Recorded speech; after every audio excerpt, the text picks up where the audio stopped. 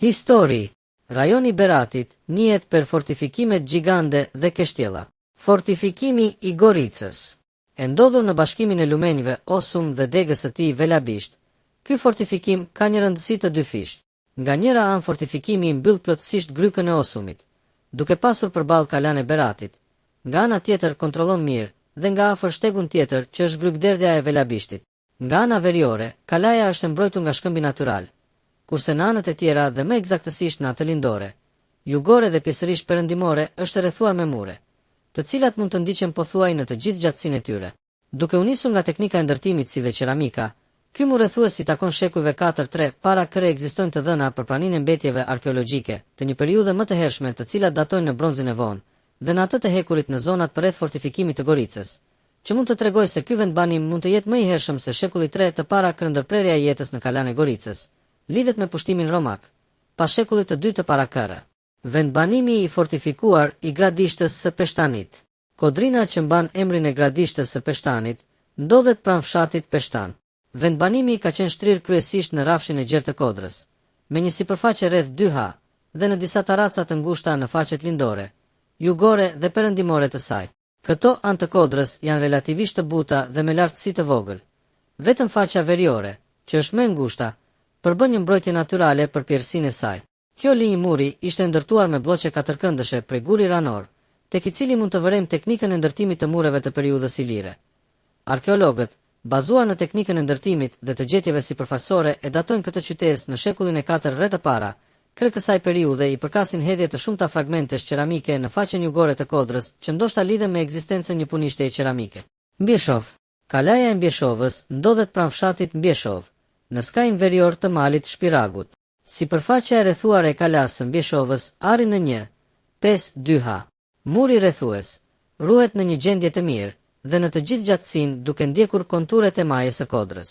Fortifikimi është i dyfisht i formuar nga një mur i brendshëm përforcues duke shërbyer në të njëjtën kohë si shkallë dhe si vend vrojtimi për ushtarët.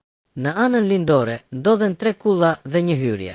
Duke u mbështetur në konstruksionet e murit rrethues, të kullave dhe hyrjeve tipike të periudhës së vonë antike, kalaja daton në shekujt 4-5 mbas këre. Kjo kala konsiderohet si një nga qendrat arkeologjike më të ruajtura të rajonit.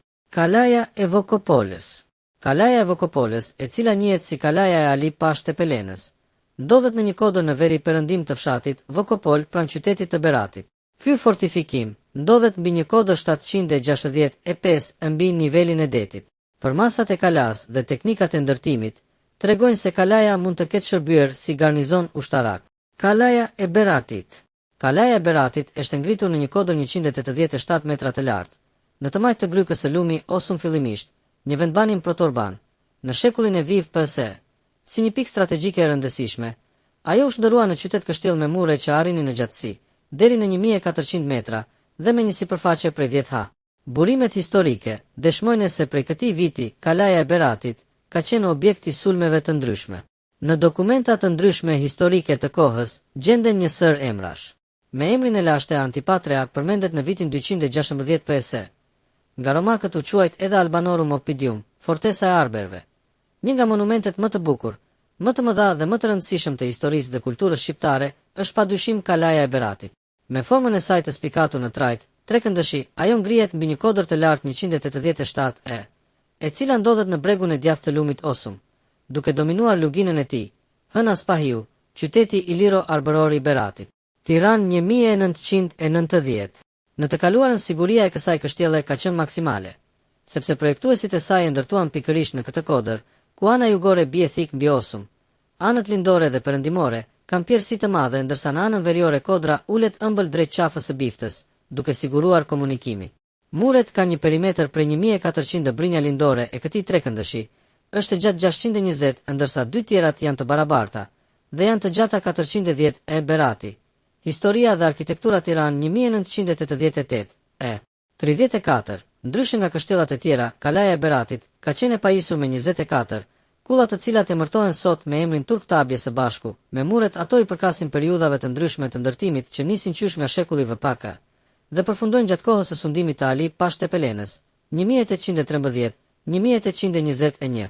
Brenda sipërfaqes prej 9-6 ha të kalas ndodhen disa kisha, një pjesë të cilave rënoi, saraje turke, rënojat e 2 xhamive, sternat e ujit të quajtura Sarangja, sheshi Sallabandës, sheshi i quajtur Fusha e Madheti, ndërkohë që pjesën më të madhe të këtij obori të brendshëm e zën njësër rrugicash, kopshtesh, bacesh dhe shtëpi banimi të cilat përbëjnë lagjen e quajtur Kala.